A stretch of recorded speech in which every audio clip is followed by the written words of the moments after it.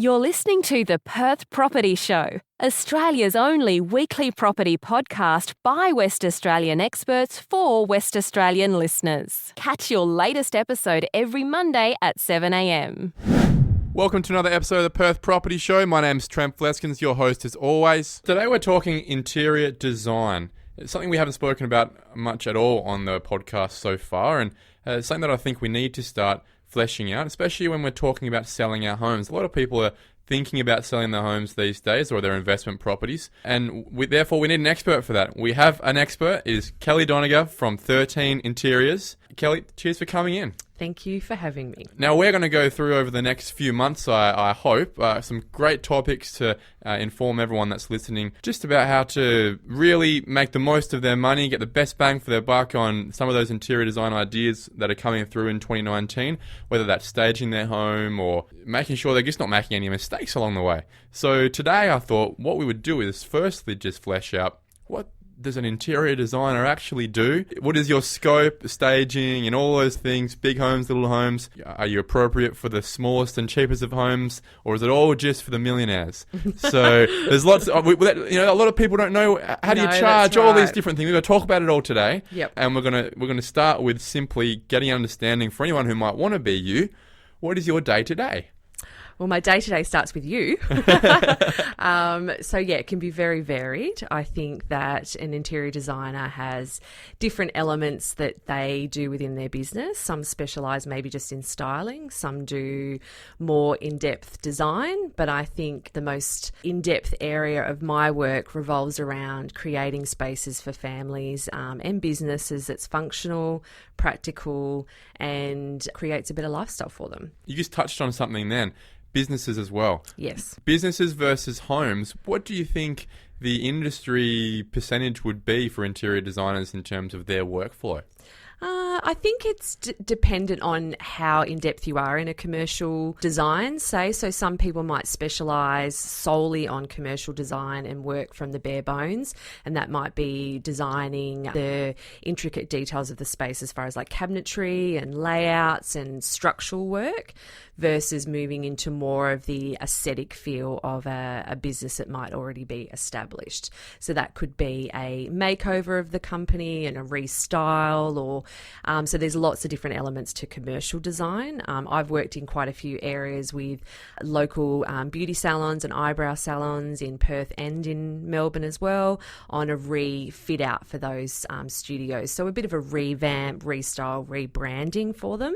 And that is definitely about giving them sort of a new lease on life and an opportunity to tap more into maybe a different market that they were after with their commercial space, but definitely creating practical, functional spaces for them as well with their clients. I guess you could say the same thing for residential homes though as well. A new lease on life, tapping into a new market to sell to. Yeah, definitely.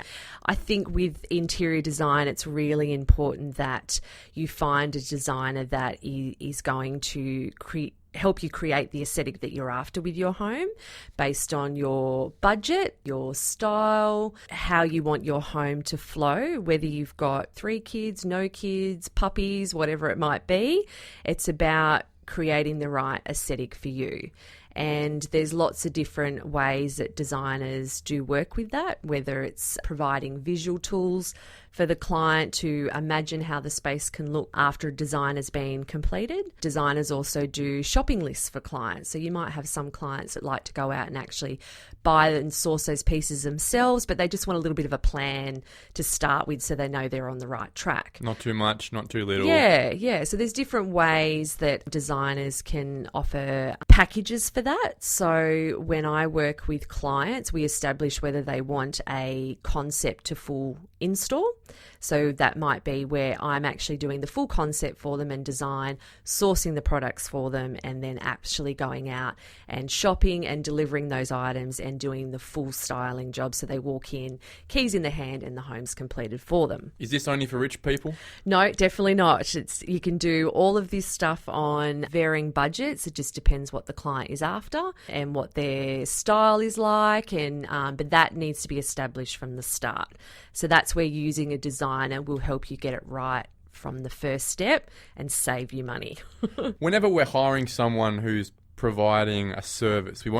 I guess we all want to believe that we're getting more value for the money than we're spending. Yes, yeah, right? definitely. So whilst it might not be the easiest thing to get a direct understanding, for example, with staging of what you would have sold your house for versus what you have now with staging against the cost, I guess there's many reasons for staging it in terms of just how long it's on the market. That's another Yeah, effect. definitely. We'll talk about that at some point, I guess. But is there any way that you can provide some sort of background or understanding as to what it might cost for an interior designer to maybe stage a home versus providing a full plan versus a full plan and going and sourcing as well? Yeah, so I work with packages, package prices, because I feel that the general public, when I'm dealing with, say, most commonly families, they like to know sort of what they're going to be up for a service. I think that happens with any service provider. So rather than charging hourly rate, estimating that I might be 50 hours work as such, I allow for a package price at the start of 2 separate packages that I offer. And that's based on a rough hourly rate of anywhere from sort of, 100 to 150 an hour, depending on what the client is and what they need and the depth of work. And then we establish a package price for the first design and concept stage. So that usually, in my circumstances, is a 50% deposit payable at the start. Then we work through that design concept phase after we've had that initial consultation, and then the remaining fees due after the first stage is complete. So people know what they're up for. Then we can move into stage 2, which is the sourcing, ordering, and then the styling phase. So again, then they'll get a package price for that. They'll know what they're up for as far as my services are, and then they know what to expect when the styling is completed, because they know all the costs before. It's like any expert professional service, except this one is on either designing to live or designing to sell. If we can focus on the sell side, on the staging side, how do interior designers normally charge? I guess it's a package fee again, but is there rental fees? How long would a normal rental package last for? I think we'll talk about this in more detail in a new episode at some point. Yeah. But can you just flesh out what a staging fee looks like? Because I think this is something that really is undersold in Western Australia as a value proposition when selling, especially in a market that's a buyer's market where it's hard to differentiate yourself as a seller, especially in the unit market, for what you've got. What's the normal package there of the staging and what goes on? I think there's definitely 2 elements to staging for sale, like you said, that we can explore a little bit more later as well. The staging for sale, where people may want to fully complete a home fit out with a staging company, and that's where you can do a hire package. I mean, some companies might offer, a weekly rental fee. They may offer incentives to hire for longer periods of time, whether it's 4 to 6 weeks. That is obviously something that needs to be considered from the seller around the time frame they think their property is going to be on the market for. Yeah, you want to err on the side of caution, wouldn't you? Yes. Everyone thinks they're selling in 2 weeks, but I tell you what, not in this market unless you have a real banger. And if that's the case, you might not even need staging. That's right. And it is something to be considered as well if you're going to be living in the property and living with the rental furniture and those types of things. If you've got pets, you've got kids, those are the elements that need to be considered as well if you are going to hire from a rental company and use a designer from, say, that business. The other alternative is using your own home furnishings and having, say, a stylist and a designer come in and help you go through a bit of a checklist process on tips that you can use to use your own products and how you can sort of declutter and minimize that personal feel, so when people are coming to your home, they do feel like they can imagine themselves in your home. Yeah, not sleeping over your home. That's right. Yeah, you don't want to feel like you're sleeping in someone else's house. Exactly. I think that's the funniest thing whenever I go to a property when I'm looking to buy for a client and the family photos are up. The toothpaste stain is in the cup, all these little things you think, oh, geez, it wouldn't take more than a couple of hours for someone with a bit of a step back to sort this out. And any property agent will sense that from prospective buyers as well.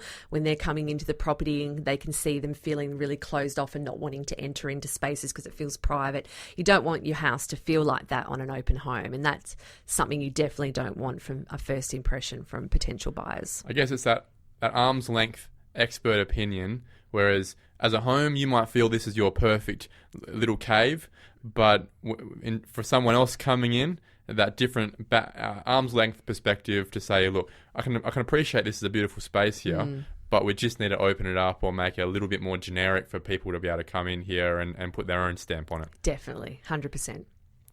Lastly, I want to get an understanding of what your main client would look like. What's a stereotypical client for an interior designer on a day-to-day, on a week-to-week? And what are they asking for from you? Do they have a couple of kids? Are they single bloke or single lady in professional? Yeah. Who's normally getting an interior designer? I think I've got quite a varying market, which is great. A lot of the ones that I do have at the moment are families. So they may be, husband, wife, sort of early 40s, couple of kids. They may have lived in their home, say for the last, sort of 5 years, but ready to give it that makeover. So a lot of them are looking at creating more functional environments for their families as their kids are getting that little bit older. And that is creating living spaces that allow for kids to have their friends over and designated areas for those kids to sort of maybe play. Make a mess. Yeah, make a mess away from the nice area. Yep. More functional kitchen spaces, definitely, for entertaining and having friends and family over. And maybe redoing bathroom spaces as well as they get a little bit tired over time and people looking at the latest products and how they can tiles. sort of... tiles, stone products, bench tops, sinks, tapware, that kind of thing. So there's definitely a lot of people out there looking for that makeover at the moment. I guess you're right. When we think about doing our own makeover or renovation to our house, we generally just go straight to the manufacturer or the warehouse or the wholesaler in Osborne Park, right? Mm-hmm. I guess Aussie Park's a main thoroughfare for me. Yeah, and that's where you would go to, but you're that professional in between, especially for those that are time poor or those that maybe don't have the confidence in their creativity, like myself, for example. Yeah, well, people want that tick sheet, that guideline, and that's what designers can provide as well, because there might be some people out there and clients that want to actually go and get the products themselves, but they just don't know where to start.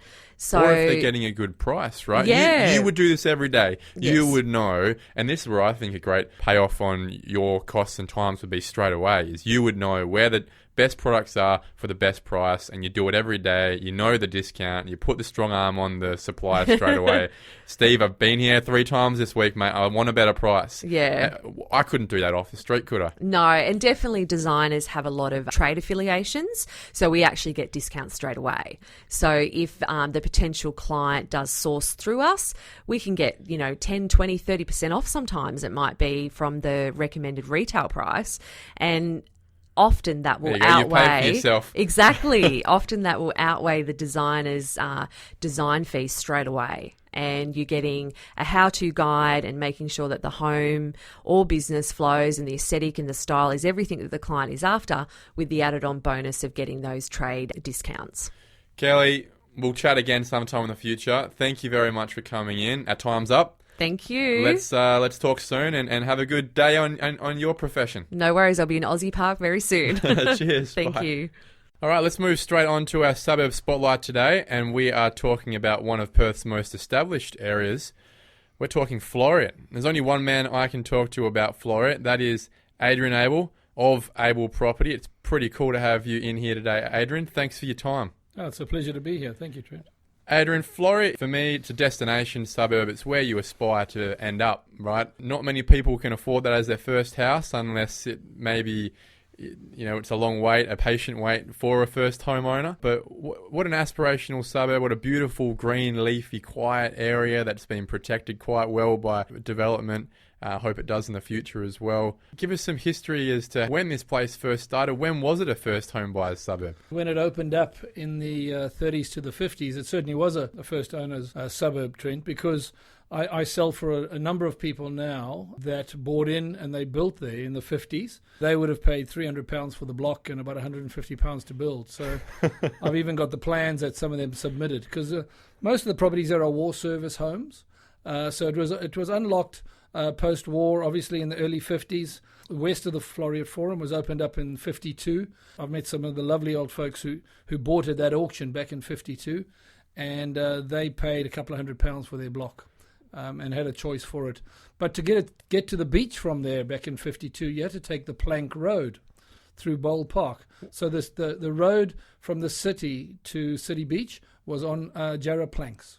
Wow. There's some history. Yeah. I'm assuming that the west part of Floreat, when it first started, would have actually been the cheaper part of Floreat because it wasn't that accessible to the beach. Well, it was also the furthest from the city. Yeah. So you've got to recall that back in the time, and we're talking Floreat, not Perth now, but it would have been Mount Lawley and the inner city suburbs that were the cream of the crop. So because it was close to the river and infrastructure. Well, that's right, yeah. And then Dalkeith and that river end opened up in the 30s and sometimes in the 40s. But in terms of Floreat, the first houses were built in the 30s. But it really opened up in the 50s. So most of the properties there are post-war service homes, little 2x1s with a sleep out, round about 1950s to 1958. Are there many left? Oh, plenty, yep. So the real question is now, do you bowl them or do you renovate them? And it depends on people's building needs. I'm always a little nervous about trying to expect a small wall service cottage to become more than it's intended to be. But I love the fact that some people renovate. And some of them built in the late 50s, for example, were bigger than war service. So they were built as sort of gentrified homes. And those are wonderful to renovate. They make beautiful homes. They'd be solid homes. Mid-century, almost into the 60s style. Oh, there you go. Yeah, it's very good. It's got a bit of a metric system in the way it was laid out for most of it, but you've also got some of those crescents as well. But have you found that the soil's pretty good for a new build? Yeah, very much. There's no clay, there's no real issues there in terms of build, and certain pockets of them are greener than others. But understand that it was called Floreat because Floreat means to flourish, and it is designed as a garden suburb. So it was part of the garden city movement, which was there's about 5 or 8, I think, through Perth.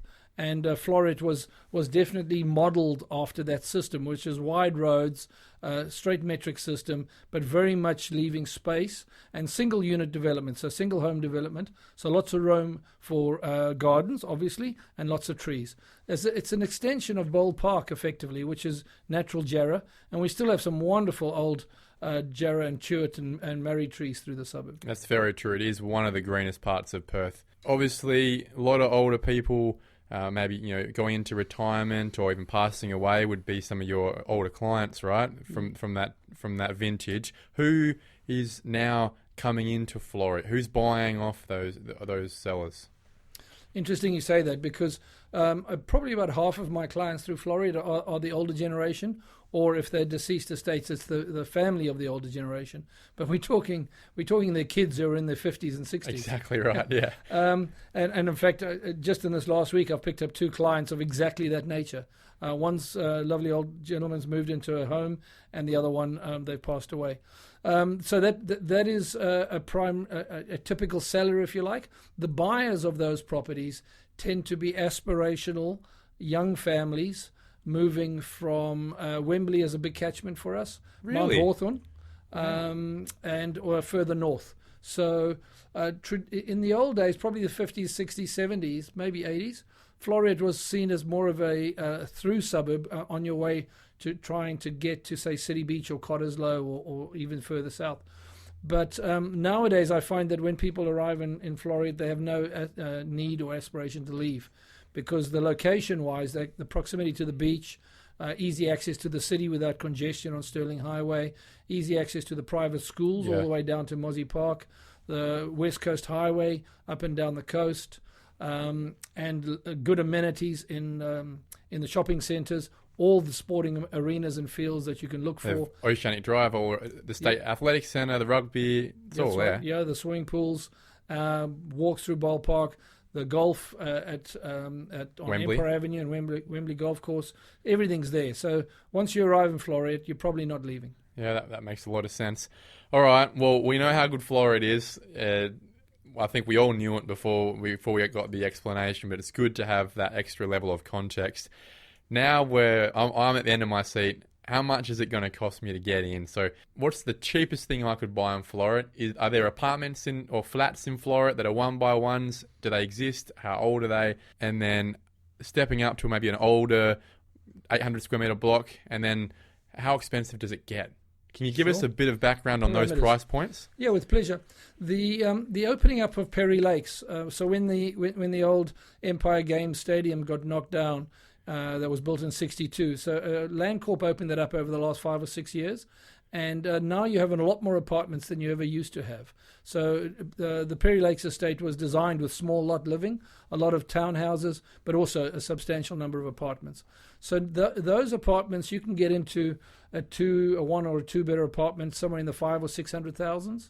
So you get the location, but obviously you don't get the land or the volume of the house. But generally, old style apartments, they don't exist. They don't exist. They do not exist. There are no old apartments in Floreat that I'm aware of, and there's also almost no subdivision because in the 80s the council opened it up in what they call the 1 in 5 rule, which allowed on a typical street, you could subdivide one property in every 5.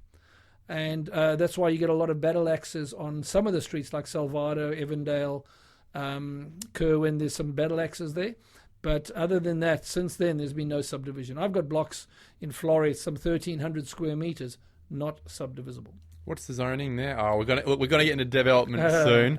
But tell me, what is the zoning on one of them? Okay, well, generally the zoning single residential. You have to get to about 1,400 square metres to be able to subdivide. Wow. So R15, yeah. R15/R20, but there is nothing available for the R20s. Okay. It is changing though. So I think the council went through Amendment 21.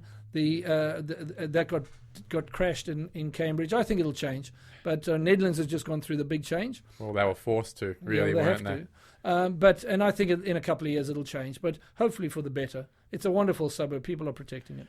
I agree. Let's finish off on the price points, and I want to flesh that out a bit more with you. So how much is that original house costing me? Original house on a standard block. Now, your standard blocks there are 800. 809 would be the most popular number for a standard block. There are very few 1,000 square metre blocks, except for corner blocks. By nature of the way they designed the suburb, are very big pie-shaped blocks, and they had to be big. So those are oftentimes over 1,000 square metres. An average 800 square metre block on a reasonable street with a original war service home, I would sell that for somewhere between 1.1 and 1.3 million. Depending on how well it was fitted out. Yeah, and its location as well. So a renovated home from the 50s with nice amenities should get up to about 1.5 for a good one, to convert it into a 4x2. And then a new home on a block, because straight block value on an average street would be give or take a little over $1 million. You put a nice quality home on there, 800,000 build, you're in for just under 2 mil. I've got plenty of property that I could sell you over 2 mil. The strongest sale in the suburb in recent times has been probably around 3.5, 4 mil. But a good quality, very substantial prestige home should be somewhere between the early to mid 2s. And I guess these are people who have either been working and saving for a decade or two, or have quite a successful business to be getting into those levels. The current families that are moving into Floreat have probably owned 3 or 4 or 5 houses in their past. It's working class. You know, the quality of people there are just lovely. It's middle management, obviously builders, business owners as well, but just quality middle management, executives, people that are looking for a good family environment. All right, let's get to development. There's a lot to talk about in an area where there hasn't been much going on, I think. And you broached on it before. The state government is pushing these councils like Cambridge, like Nedlands, anywhere in the West really, who have sat on their haunches for decades and done nothing. Because, to be honest, the ratepayers don't want anything done. They want protection. They live there for a specific reason, that they don't want density. They like their peace and quiet. However, we've just seen in Nedlands the minister pretty much put their thumb on the table and say, this is what is going to happen now. You've taken too long. We're making this plan. And I still think it was a fairly watered down plan. I've had people call me in Nedlands, for example, saying, Trent, can you help us develop or subdivide our property? We're 60, 70 years old. We've got 1,000 something square metres. We don't have any cash in the bank, but we'd like to retire and we'd like to just stay in the area. Mm-hmm. Is it possible for us to sell our backyard so that we can have $500 or $1 million in the bank or $500,000 in the bank, whatever it would be, to be able to move on with the rest of our lives and stay here? Answer is no, unfortunately, until some of these movements are starting to happen. Yep. What has happened in Cambridge? Can you give us a little bit of a background? And I'm assuming nothing's happening right now, but where do you think it's going to end up in the next 5 to 10 years? No, good question. The answer is what's happening right now? Absolutely nothing. There was a strong movement, and it nearly got over the line a few years ago, but that it actually caused such a ruckus that it changed council on it. We lost the mayor, and the whole council ended up changing off the back of it. There is certainly a degree of what they call NIMBYism in Floreat, as there is anywhere through the western suburbs. I believe that there is opportunity for change, but not wholesale. The areas that I would suggest are worth focusing on are the main corridor roads through there. Cambridge Street would be an excellent opportunity because it's already a busy street and there are big blocks on there. So I think there's a strong opportunity, and that'll be an area, a little corridor that has been tagged by the Cambridge Council as a development zone. Another one I think is actually the Floreat Forum itself. That would be an interesting development and perfect for high rise. Apartments on top of it. Yes. Why not? It's a little village itself, isn't it? That's right. The way that has been set up, it's not your usual shopping centre. No. It's a substantial shopping centre, but not so big that you can't incorporate it into a good village atmosphere. It's a really good compromise size, in my opinion. So I think Perry Lakes has done well to unlock a lot of potential in that space, and there would have been a lot of homes on there, and there's more coming as well. There's some substantial quality luxury apartments that are going on and still to go on in Perry Lakes. But other than that, there's no current, in the Floreat area particularly, no current development sites of any stature that I'm anticipating. Do you think Perry Lakes was Cambridge's way of getting out of their obligations under the Directions 2031 white paper, of meeting their targets without really affecting anyone? Well, you're right in that it hasn't really affected anyone. No, I don't think so. I think it needed to be done anyway because the Empire Game Stadium had well past its use-by date and wasn't being utilised at all. Yeah. It was now a white elephant. So I think they've done a great job of unlocking it. There's, could they have done more? Could they have done it differently? That's always an interesting debate.